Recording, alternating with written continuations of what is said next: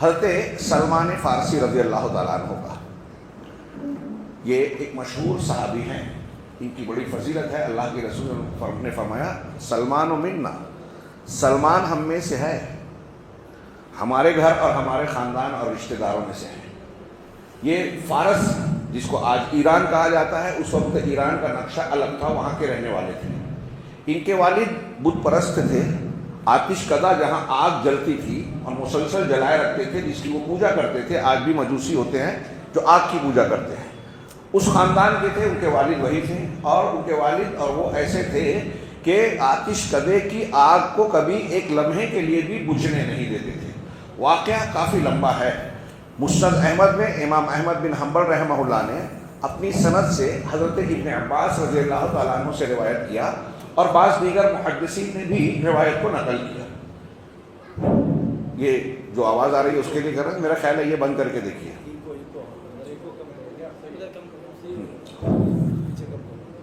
تو حضرت سلمان فارسی رضی اللہ تعالیٰ عنہ جو اس وقت آتش کدے میں تھے، وہ اپنا خود تذکرہ کرتے ہیں، بڑا طویل ہے، میں بہت ہی اختصار سے بیان کروں گا۔ وہ کہتے ہیں کہ میرے ابا میرا بڑا خیال رکھتے تھے، ہاں، اور مجھے لڑکیوں کی طرح گھر میں مقید اور نگرانی میں رکھتے تھے۔ چنانچہ اسی حال میں تھا میں کہ ایک روز وہ کسی کام میں مشغول ہوئے اور انہوں نے مجھے اپنے کچھ کاموں کے لیے باہر بھیجا۔ راستے میں عیسائیوں کا ایک چرچ، کلیسا، عبادت گاہ ملی۔ میں نے ان کو دیکھا، مجھے بڑا تعجب ہوا۔ اندر جا کے میں نے جب دیکھا تو وہ عبادت میں مشغول تھے۔ ان کی عبادت، ان کا طریقہ مجھے بہت اچھا لگا۔ میں وہیں رہا، اپنے باپ کے کام کو بھول گیا، یہاں تک کہ شام ہو گئی، سورج ڈوب گیا۔ میرے والد مجھے تلاش کرنے کے لیے لوگوں کو بھیج رہے تھے۔ چھوڑ دیجئے یہ سب، بیٹھ جائیے۔ ہاں یہ ڈسٹرب ہو رہا ہے، لوگ متوجہ ہوتے ہیں۔ تو کہا میرے والد نے میری تلاش کروائی۔ جب میں گھر پہنچا تو مجھ سے سوال کیا، میں نے بتایا اور ان سے کہا کہ میں نے ایسا ایسا دیکھا اور مجھے محسوس ہوا کہ یہ جو نصارہ کا دین ہے وہ ہمارے دین سے بہتر ہے۔ باپ نے اس کی تردید کی کہ نہیں، ہمارا دین سب سے بہتر ہے اور یہ دین اس سے بہتر نہیں ہے۔ انہوں نے کہا کہ نہیں، مجھے تو اچھا لگا۔ کہا اس کے بعد میرے والد کو مجھ پر اور زیادہ ڈر ہو گیا، انہوں نے میرے پیروں میں بیڑیاں ڈال دی اور قید کر دیا، گھر سے باہر نکلنے نہیں دیتے تھے۔ لیکن میں نے آدمی بھیج کر وہاں سے معلومات حاصل کی کہ کوئی آپ کا دین کون سا ہے، اور اس کے بارے میں کچھ سوال جواب پہلے ہی کر چکا تھا۔ شام سے اگر کوئی تاجروں کا قافلہ آتا ہے تو آپ مجھے بتا دیجئے۔ اور جب آیا، خبر ملی تو کہا واپس کب ہونے والے ہیں، بتایا گیا۔ تو جس دن یہ واپسی کی خبر تھی کہ اس وقت یہ نکلنے والے ہیں شہر سے، اصفہان کا علاقہ تھا ان کا فارس میں، چنانچہ خبر ملی، انہوں نے بیڑیاں کھولی، قید سے آزادی حاصل کی اور بھاگ کر اس قافلے سے جا کے ملے اور ان کے ساتھ باہر نکل گئے، اور ان سے کہا کہ آپ کا دین مجھے پسند ہے، میں اسے سیکھنا چاہتا ہوں، کس کے پاس جاؤں؟ انہوں نے ایک شہر میں ایک پادری کی طرف اشارہ کیا کہ وہ بڑا علم والا ہے، نیک ہے، اس کے پاس جاؤ۔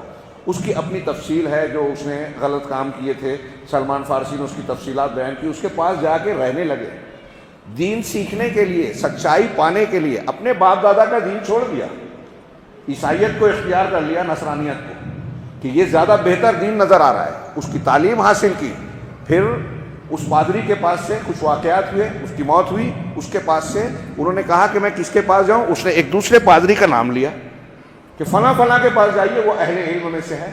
وہاں سے تیسرے کے پاس گئے، تیسرے سے چوتھے کے پاس گئے، اموریہ، نصیبین، اموریہ، یہ الگ الگ شہروں میں۔ ان کی تفصیلات آپ پڑھیں گے تو حضرت سلمان فارسی رضی اللہ تعالیٰ عنہ کا صبر، ضبط، ان کا شوق، دین کو سیکھنے کا جذبہ، اس راستے میں آنے والی تکالیف کو برداشت کرنے کا حوصلہ، یہ ساری چیزیں آپ کو نظر آئیں گی۔ اور اپنے حالات پر ہم غور کریں کہ ہم بھی دنیا میں جس زندگی کو جی رہے ہیں، اس میں ہمارے نزدیک ہماری ترجیح پسند کیا ہے، کیا ہونی چاہیے، اور دین کو سیکھنے سکھانے کا، سچائی کو حاصل کرنے کا جذبہ کیسا ہونا چاہیے۔ حضرت امام بخاری رحمہ اللہ نے صحیح بخاری میں مختصراً ایک عنوان، ایک باب ہی قائم کیا ہے، اسلام و سلمان الفارسی، سلمان فارسی کا اسلام، مسلمان ہونا، اسلام قبول کرنا۔ اس واقعے میں بڑی عبرت ہے۔ نبی کریم صلی اللہ علیہ وسلم کو جب انہوں نے اپنا واقعہ سنایا تو آپ نے بہت پسند کیا اور کہا کہ صحابہ کو سناؤ، اس میں درس عبرت کے بڑے سامان ہیں۔ تو بہرحال حضرت سلمان فارسی رضی اللہ تعالیٰ عنہ جب اموریہ والے وہ پادری یا عیسائی عالم کے پاس رہے، اس کے پاس کافی کچھ سیکھا اور وہ بڑا نیک پرہیزگار تھا۔ اس کا جب آخری وقت آیا تو اس نے بلا کے نصیحت کی، کچھ وصیت کی۔ حضرت سلمان نے کہا کہ اب آپ بھی جا رہے ہیں تو آپ مجھے بتائیے کہ اس دین کی سچائی کا علم کس کے پاس ہے جس کے پاس آپ کے بعد میں جاؤں؟ تو انہوں نے کہا کہ اب اپنے موقف اور سچائی کے علم بردار کو اپنے علاوہ میں کسی کو جانتا نہیں۔ ہاں مجھے یہ نظر آتا ہے کہ اب ایک ہماری کتابوں میں جس کی پیشین گوئی ہے نبی کے آنے والا نبی ہے، اس کے آنے کا وقت ہو چکا ہے، مجھے ایسا محسوس ہوتا ہے۔ وہ ایک ایسی عرب کی سرزمین پر نمودار ہوگا، نبی بنے گا، اور پھر اس زمین سے وہ ہجرت کرے گا، ایسی جگہ پر ہجرت کرے گا جہاں حرتین ہے، دو پہاڑیاں۔ حرہ ایسی پہاڑی کو کہتے ہیں جو کالا ہے جیسے جلا ہوا، مدینہ کے ارد گرد ایسی ہی پہاڑیاں ہیں کہ دو ایسی پہاڑیوں کے بیچ میں ہوگا وہ شہر اور بستی، وہاں وہ ہجرت کر کے آئے گا، اور ارد گرد وہاں کھجور کے باغات ہوں گے، کھجور کے درخت ہوں گے۔ اور اس نبی کی نشانی جو ہماری کتابوں میں بیان کی گئی ہے وہ یہ ہے کہ وہ صدقہ نہیں کھائے گا، اگر کوئی صدقہ کر رہا ہے تو وہ اسے استعمال نہیں کرے گا، اور ہدیہ قبول کرے گا، تحفہ دے گا تو اسے قبول کرے گا، اور اس کی دو مونڈھوں کے بیچ میں، بین الکتفین، دونوں کے مونڈھوں کے بیچ میں ختم نبوت کا ایک نشان ہوگا جو چھوٹا سا ہوگا، کبوتر کے انڈے کے برابر۔ چنانچہ یہ نشانیاں اس نے بتائی۔ اس سے یہ بھی پتہ چلا کہ نبی کریم صلی اللہ علیہ وسلم کی صداقت کی نشانیاں پچھلی کتابوں میں تھیں، اور اہل کتاب اسے جانتے تھے، پڑھتے تھے، ایک دوسرے کو بتاتے تھے۔ حضرت سلمان فارسی نے کہا کہ اس کی موت ہو گئی، اب میں اس سرزمین کو چاہنے لگا کہ وہاں میں پہنچوں عرب میں۔ اسی درمیان ایک قافلہ آیا اور عرب کا تھا، میں نے ان سے کہا کہ میں اپنی بکریاں اور گائے، میرے پاس کافی کچھ سامان ہے، آپ کو دے دوں گا، آپ مجھے ایسی ایسی سرزمین میں اپنے ساتھ لے چلیں۔ وہ راضی ہو گئے، میرا سب کچھ لے بھی لیا، لیکن انہوں نے ایک یہودی کے ہاتھ مجھے غلام کے طور پہ بیچ دیا کہ میں غلام ہوں، غلام کی حیثیت سے غلام بنا کر بیچ دیا، جبکہ یہ آزاد تھے۔ اس یہودی نے خرید لیا اور مجھے ایسی جگہ لے گیا جہاں مجھے کھجوروں کے درخت نظر آئے۔ تو میں سوچنے لگا کہ میرے صاحب نے، اموریہ کے عالم نے جو مجھے بتایا تھا، شاید وہی علاقہ ہو۔ میں وہاں صبر کر کے بحیثیت غلام رہنے لگا۔ پھر اس کے پاس اس کا ایک چچا زاد بھائی، بنو قینقاع کا قبیلے کا یہودی، بنو قینقاع جو یہ مدینے میں آباد یہودی قبیلوں میں سے 3 قبیلوں میں سے ایک تھا، اس کا ایک فرد آیا اور اس نے مجھ کو اس سے خرید لیا، اس یہودی سے، اور اپنے ساتھ لے گیا مدینہ، اور وہاں مدینہ کے اطراف میں جو ان کا قبیلہ جہاں بسا تھا وہاں مجھے رکھ لیا۔ اب جب میں نے وہ زمین دیکھی مدینہ کی کہ یہاں پہاڑیاں ہیں، کھجوروں کے درخت ہیں، تو مجھے لگا کہ یہ وہی زمین ہونی چاہیے جہاں نبی ہجرت کر کے آنے والے ہیں۔ کہا میں وہاں کافی دن مقیم رہا، غلام کی حیثیت سے اس کے کام کرتا رہا۔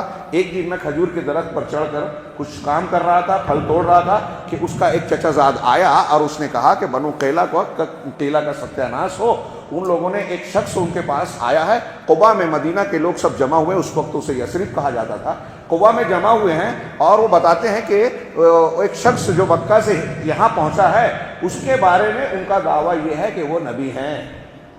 کہا جیسے ہی میں نے اس کی بات سنی، حضرت سلمان کہتے ہیں، میرے رونگٹے کھڑے ہو گئے اور میں تھر تھر کانپنے لگا۔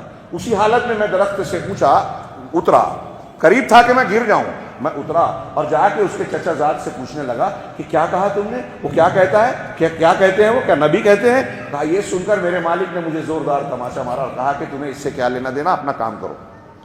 کہا میں اپنا کام کرنے لگا، لیکن اب وہ خبر جس کی تلاش تھی مجھے، وہ مجھے مل چکی تھی۔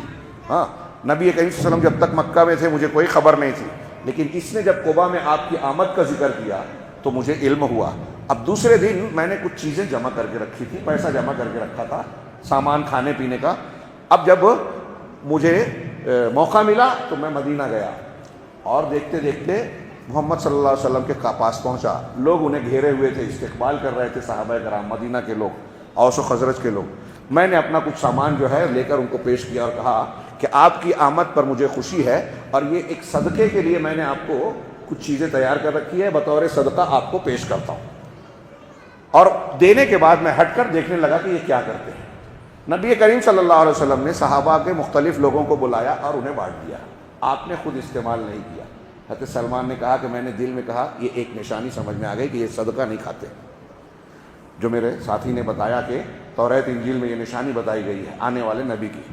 کہا میں واپس چلا گیا. دوسرے دن ایک دو روز ٹھہرنے کے بعد پھر میں آیا اور میں نے کچھ چیزیں پیش کی اللہ کے نبی صلی اللہ علیہ وسلم کو اور کہا کہ یہ ہدیے کے طور پر میں آپ کو پیش کرتا ہوں, یہ ہدیہ اور تحفہ ہے.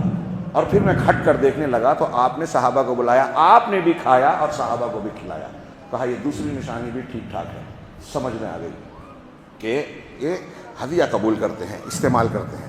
پھر میں کچھ دنوں کے بعد پھر آیا اور میں نے دیکھا کہ آپ بقیع غرقد میں کسی جنازے میں شرکت کرتے ہوئے مردے کی تدفین کے لیے آئے ہیں قبرستان میں. بقیع غرقد مدینہ کا قبرستان ہے. کہا وہاں تدفین کے لیے آئے. آپ ایک جگہ تشریف فرما ہے. میں سامنے سے آیا, سلام کیا, اللہ کے رسول صلی اللہ علیہ وسلم نے جواب دیا اور میں آپ کے سامنے سے گزرتا ہوا پیچھے کی طرف چلنے لگا. جب میں آپ کے پیچھے کی طرف گیا تو نبی صلی اللہ علیہ وسلم سمجھ گئے کہ یہ میری نشانی دیکھنا چاہتا ہے. چنانچہ آپ نے جان بوجھ کر اپنے کندھے سے اپنی چادر کو سرکا دیا, ہٹا دیا, جس سے مجھے صاف نظر آیا. جیسے ہی آپ نے ہٹایا تو دونوں کندھوں کے درمیان ختم نبوت کی مہر صاف نظر آئی. یہ دیکھتے ہی میں لپک کر جا کے نبی کریم صلی اللہ علیہ وسلم کو پیچھے سے لپٹ گیا اور اس کو چومتے ہوئے میں رونے لگا, زار و قطار رونے لگا. اللہ کے نبی صلی اللہ علیہ وسلم نے کہا کہ سامنے آ جاؤ. تحول, آپ سامنے آ گئے اور پھر کہا کہ کیا بات ہے, تم نے ایسا کیوں کیا؟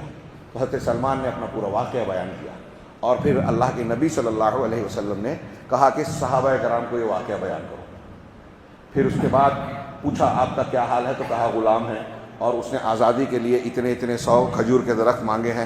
نبی صلی اللہ علیہ وسلم نے ان کی مدد کی, کچھ دنوں کے بعد آزاد کرایا. یہ پورا واقعہ مسند احمد میں امام احمد بن حنبل رحمہ اللہ نے نقل کیا. عام طور سے محدثین اس کو مقبول کہتے ہیں. آپ اس پورے واقعے کو, میں نے بہت تفصیلات کو گریز کر کے, ضمنیات کو نہ بیان کر کے شارٹ میں مختصر آپ کو ذکر بیان کیا. یہ واقعہ نبی صلی اللہ علیہ وسلم نے کہا کہ صحابہ کو سناؤ. حضرت ابن عباس یہ راوی ہیں اس کے, وہ کہتے ہیں کہ میں نے حضرت سلمان فارسی رضی اللہ تعالیٰ عنہ کے آپ کے خود کے بیان سے یہ واقعہ سنا. اس واقعے میں جو موٹی بات میں اس مجلس کے لیے بیان کرنا چاہتا ہوں وہ یہ ہے کہ دیکھیے حق کی تلاش اور بہت سے دین ہیں, دین حق کے جستجو میں ایک بندہ مومن کتنی محنت کر رہا ہے. تھوڑی دیر کے لیے سوچئے کہ اپنے باپ کی قید میں وہاں سے نکل کے دور جا رہے ہیں, گھر بار چھوڑ کے. اس زمانے میں انتظامات نہیں ہیں, کوئی آسان کام نہیں ہے. اجنبی کی حیثیت سے ایک دوسری بستی میں جانا, ایک عالم کی خدمت کرنا, اس کے پاس ٹھہرے رہنا کہ وہ مجھے تعلیم دے گا, پھر وہاں سے دوسرے کے پاس, دوسرے سے تیسرے کے پاس, تیسرے سے چوتھے کے پاس, چوتھے کے پاس سے تاجروں کے ساتھ, پھر غلام بن جانا.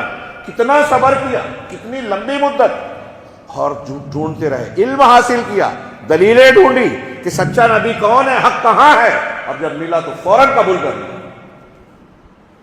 کیا ہمارے آپ کے یہاں سچائی کو ڈھونڈنے کا یہ جذبہ پایا جاتا ہے؟ میں آپ لوگوں کے تعلق سے تو کہہ سکتا ہوں کہ ماشاءاللہ جس بستی میں, جس ماحول میں آپ لوگ رہتے ہوئے قرآن و حدیث کے دین کو آپ نے قبول کیا, اللہ کا یہ گھر تعمیر کیا, اپنے بچوں کو دینی تعلیم دینے کے لیے آپ جو قربانی دے رہے ہیں, جو میں نے ابھی سنا, اللہ رب العالمین ان سب کو قبول فرمائے, اخلاص دے. اس جذبے کی ضرورت ہے, اور اس جذبے کے ساتھ جب آپ کو اللہ نے حق تک پہنچایا ہے تو اس حق کی قدردانی کیجیے.